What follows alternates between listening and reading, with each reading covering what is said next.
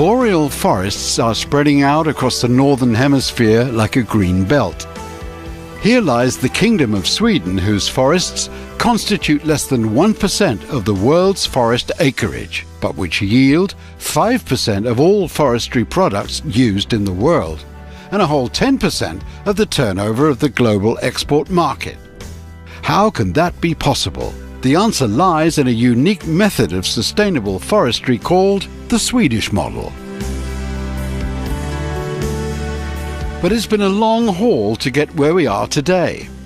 100 years ago, large areas of the Swedish forests were heavily exploited with little replenishment.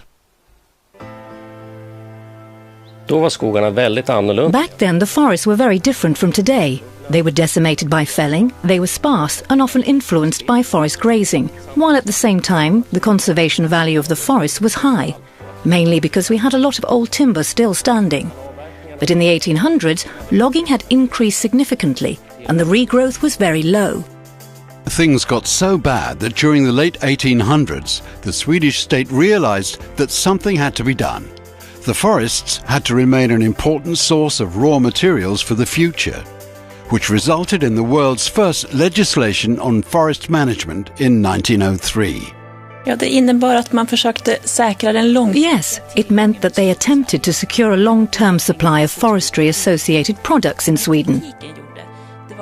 Put simply, sustainability meant that whoever removed forest had the responsibility of replenishing it.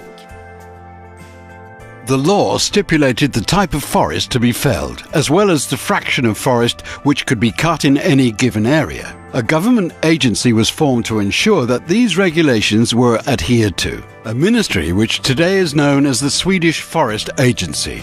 The Forest Agency's mission is to see to it that the country's forests are managed in such a way that the government and parliament have defined, which means working to achieve managed sustainability.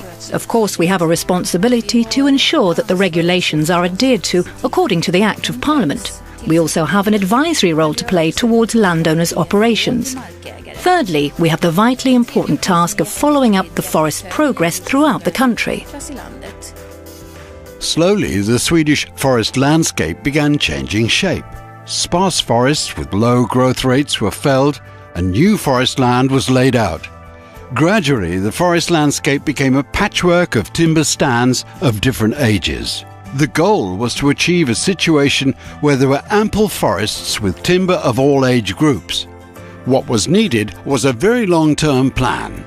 A tree that was a sapling in the early 1900s was ready for harvesting 100 years later. The overall purpose of the transformation was to create conditions for a secure and sustainable supply of timber needs to cover Sweden's upcoming requirements. To enable long-term sustainable forestry, all forest land was inventoried. The National Forest Inventory was launched already in 1923 and has given Sweden unique knowledge. This knowledge is being used today to decide upon how to utilize Sweden's forests.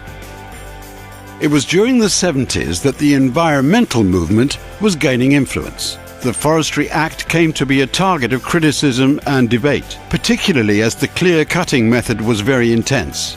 Many argued that the law was too narrowly directed towards production and economics. It did not take sufficiently into account the natural values and biodiversity of the forests. The debate led to a new forest policy and a new legislation.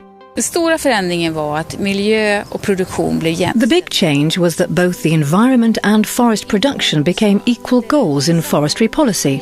It also meant that the general public clearly defined how they wanted the forests to develop. One wanted more alternative logging methods instead of clear-cutting. Also more leaf-bearing or deciduous trees. What it also meant was that you removed a lot of detailed requirements within the legislation itself. Disclosure was no longer mandatory. Badly growing forests were no longer required to be compulsorily felled.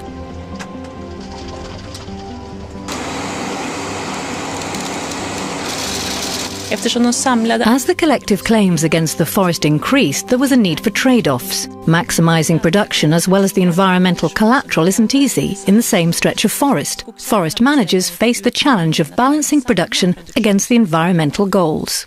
Carina Nygren Svensson is one of over 300,000 private individuals who own woodland in Sweden. She has been living off of agriculture and her forests, which have been handed down for 6 generations. Vi bedriver ett jord- och skogsbruksföretag. We are farmers and foresters, so the forest economy is important. Some members of our family are interested in fishing and hunting, so the forest is ideal because it's full of deer, moose, beavers and bears. In the late summer and autumn, we're often in the forest to pick berries and to see what work needs to be done. For example, whether we should thin the stands, or maybe even do some logging. In Sweden, half of all forest lands are owned by private individuals. Another quarter is owned by private companies, and the rest is owned by the state and the church. The same forestry laws apply to all categories of interested parties. To be able to comply with the law requires knowledge and commitment from managers. He or she must possess a certain amount of knowledge about forestry management, economics and ecology. Our forest is certified and we manage it according to a forestry plan, so that our activities are sustainable and that the forest retains its value in the long term for our children and grandchildren. Forest landowners in Sweden have considerable freedom to manage their forests in any way they wish, though it does bring with it many obligations. This policy is summarized usually as freedom with responsibility. This policy places great demands upon the forest managers and landowners. You have to have devised some kind of mission statement for owning the land and your forestry operations, which also places considerable burden upon your knowledge of how different production methods affects the forest itself.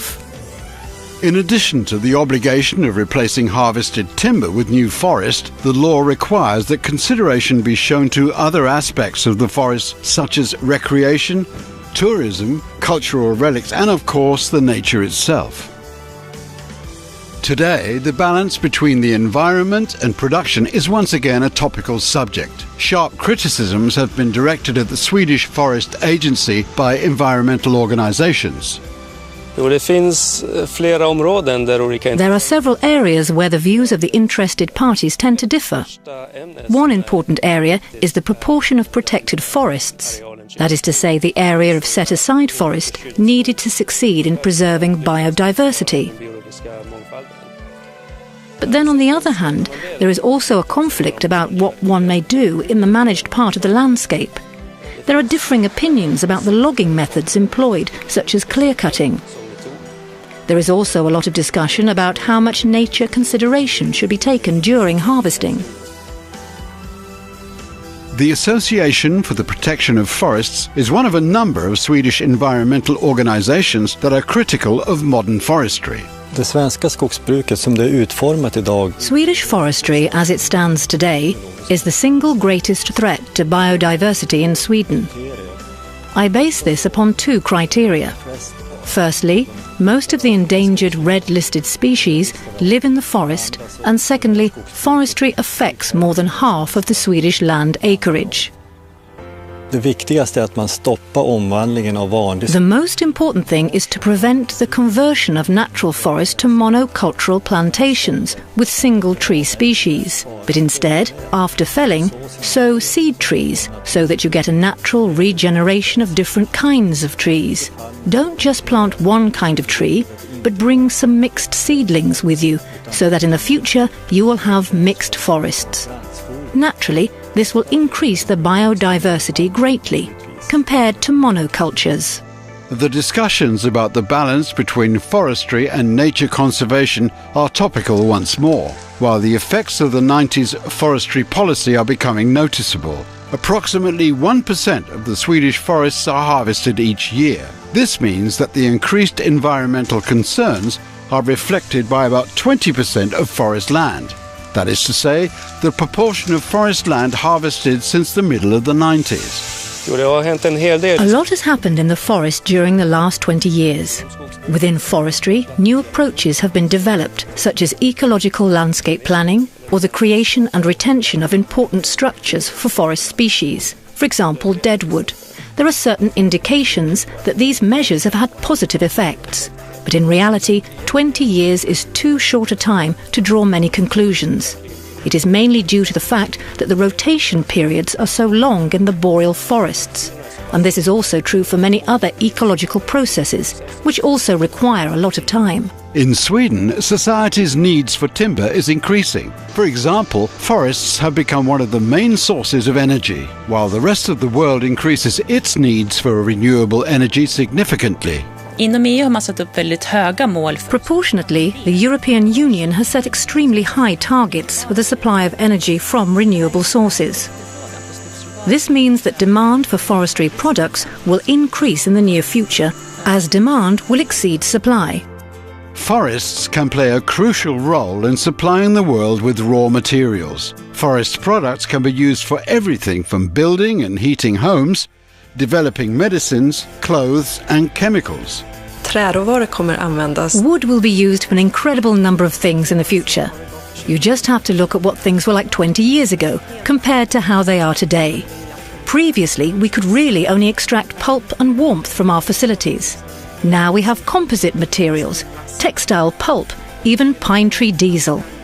Then looking ahead, we will be able to win organic polymers like lignin and hemicellulose, a black viscous byproduct from the mill's operations. A great potential for the future. The challenge to researchers is to find ways to adapt the woodlands to all requirements: recreation, hunting and fishing, adventure, biodiversity, pure water, renewable energy and raw materials. The demands upon the forests are ever growing.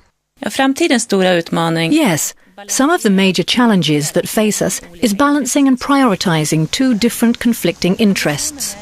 The ambition is to meet all the claims upon the forests. But the challenge is to find that sensible balance of how to use the landscape as a whole.